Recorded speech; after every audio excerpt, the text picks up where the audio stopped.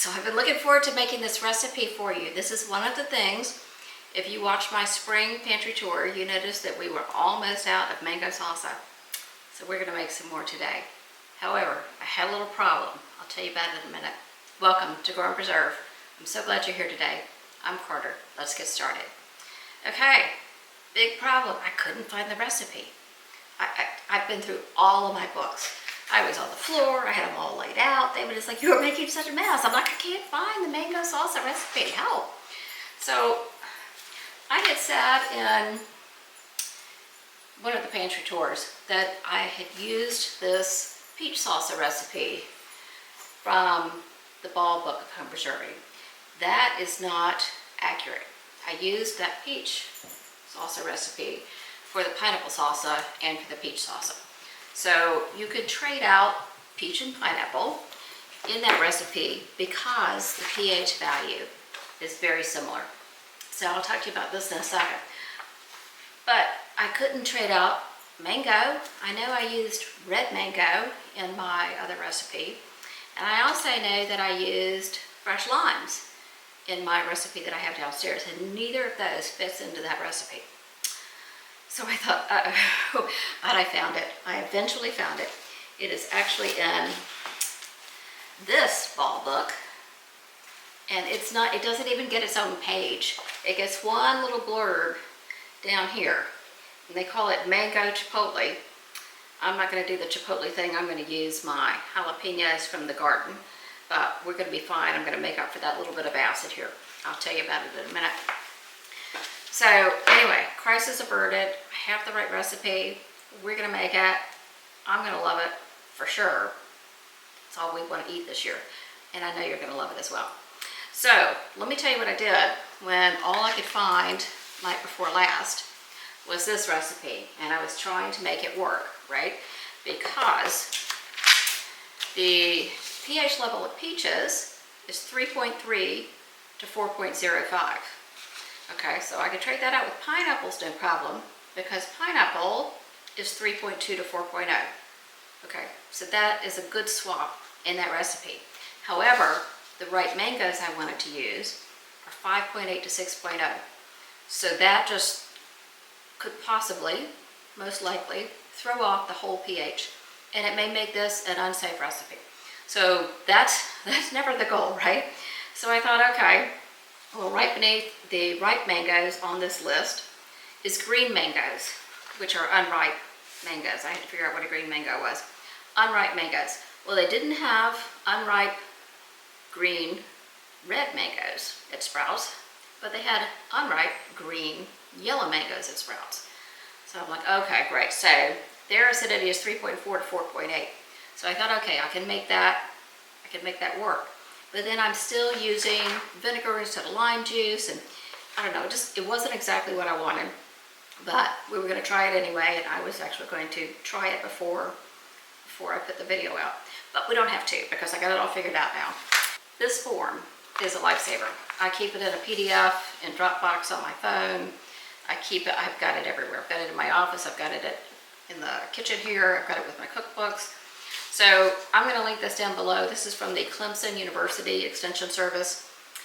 You know, sometimes when you look up pH of something online, you get wildly different numbers from different sources. And then some of them, you go on and you click on and you read further. Some of them are talking about the soil pH it needs to grow. And it's like, wait a minute. So that can really mess you up if you don't know what you're looking for. So I would suggest, even if it's not this one, pick a source that you trust and stick with it. And I would go with an extension service of some kind. All right, that's my little spiel there. I'm gonna get chopping and we're gonna make some delicious mango salsa. I'm so happy you're here for it. All right, and we're back. That was a lot of chopping. So let me tell you what I decided. The unripe yellow mangoes that I had, the flavor was great, but my goodness, they were so sour. I didn't want my salsa to be sour, and I didn't want to add a bunch of sugar. So David volunteered to go to the grocery store and get me 3 more ripe mangoes. So I've done 6 mangoes. I'm still doing a double batch. I have 6 mangoes in here now. told you I was going to make an adjustment and use the jalapenos from my garden instead of the chipotle and adobo sauce. So one batch in the recipe called for one red bell pepper. So I used one red bell pepper and 4 jalapenos to get my 2 peppers, my equivalent of 2 peppers. So that's how I got away with that. I've got 6 tablespoons of cilantro for my double batch. And a lot of squeezing later, I have a cup of the lime juice. And I actually added another tablespoon of lime juice just in case there was anything factored in from the adobo sauce vinegar into the pH. So I don't ever mind adding more lime juice because I just think it's wonderful. So now what we're going to do is and the onions. One of you, so smart, and said, why don't you use your chopper to do all those onions? So I did the onions in the chopper. I still cried, but it was a lot less. I went with purple onions. The recipe calls for a white onion or a sweet onion. They're all about the same pH, so I went with purple for the color. So feel free to change that up if you want to. All right, let's get this into the dish. I just have a stainless steel dish. We're going to bring it up to a boil, and then we're going to let it boil gently for 5 minutes, and then we're going to ladle up the jars. So I have my big canner out. So now the original recipe, if you just do one batch of it, it makes 6 half-pint jars. I'm doubling this, so I have 12 jars in the canner back here. Actually, I have 14, just in case I'm lucky enough to go over. And they are heating up, the water's heating up, and it'll be ready to go by the time this is ready to go. All right, let's get everything into the pan. I love mango. If you really love mango, you might want to go ahead and make a double batch of this, because I tell you, it's a pain in the tuchus to peel and dice mango. And I didn't peel it. I cut it in slices and then I took off the peel, but still, they required an apron and everything, which is not something I do very often. Okay, mangoes in, pretty peppers in.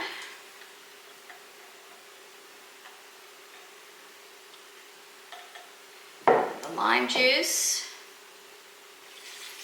Now I know there's salt needed in this. Let me grab my book. Okay, let's get the onion in. So this is 2 small red onions, finely diced.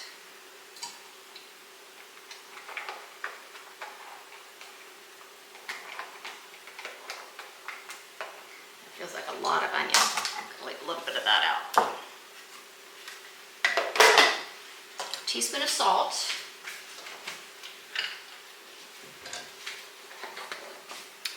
So I'll double that for this batch. 2. All right, and my cilantro.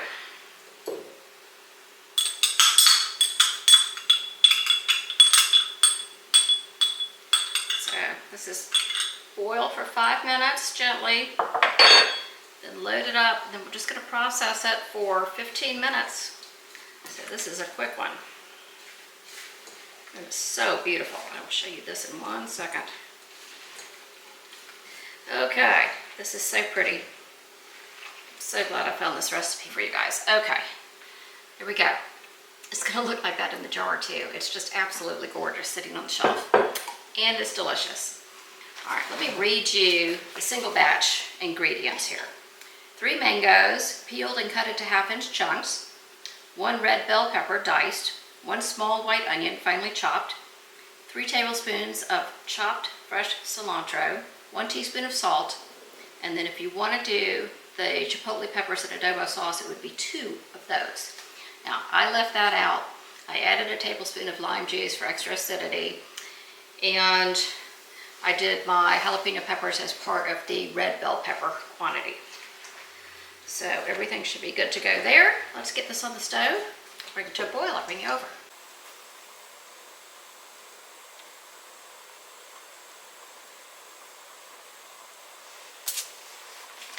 This is starting to come to a boil. I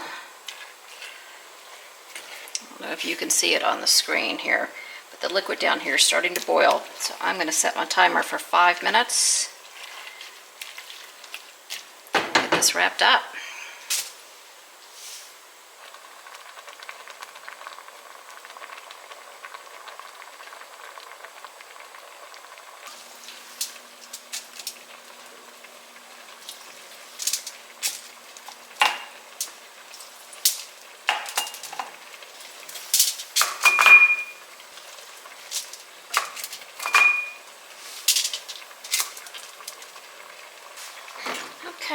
5 minutes of boiling time is up.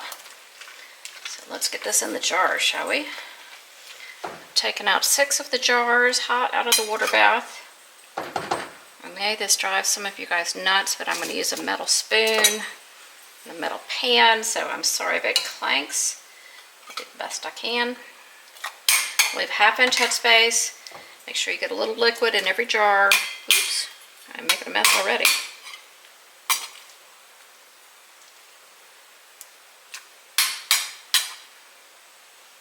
Okay.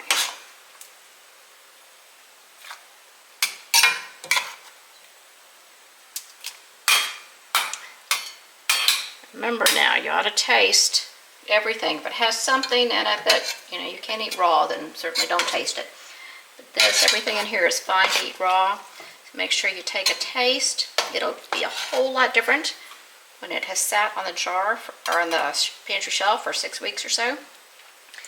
All the flavors will come together, but you do want to make sure that there isn't anything in here that you don't like. If it doesn't have quite enough acid, if it's not quite sweet enough, doesn't have enough salt, those are the things you can adjust now.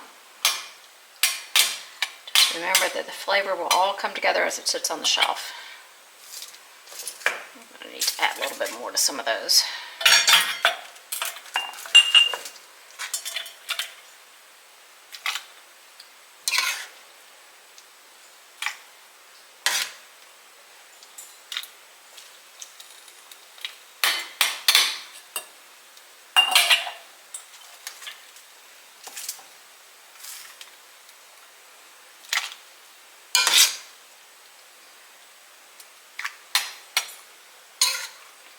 This color will remain almost as vibrant when it comes out of the canner. Not everything does, as you know. Sometimes you really lose all sense of pretty when it comes out of the canner. But this will remain beautiful.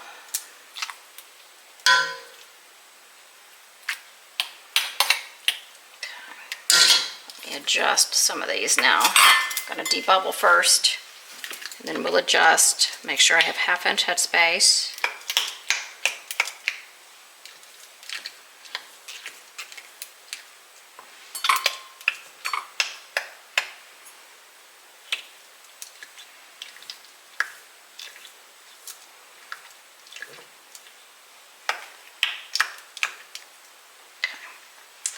Alright, so yep, I'm off on some of these. This one has a little too much. Here, that one's good. That one's good. I'm going to take a smidge more into these two.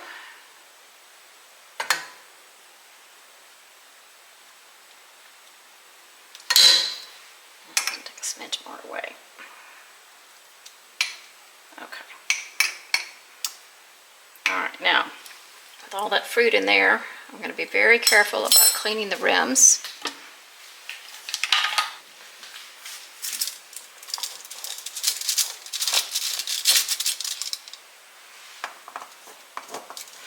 I like to do a variety of jar shapes because I think these short, squatty ones are so pretty to give us gifts. But use whatever shape you prefer. It will not matter. These are 1/2 pints, as I said, which is what the recipe uses. And I think that's a good amount.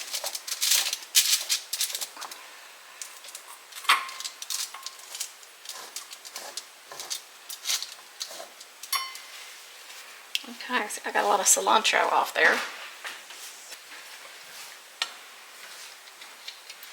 Alright, I'll get these lids on, we'll get them in the canner, and then I'll finish up the rest.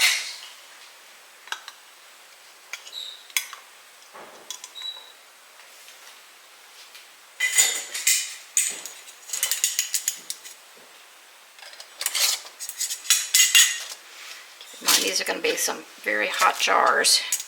The salsa is just boiling.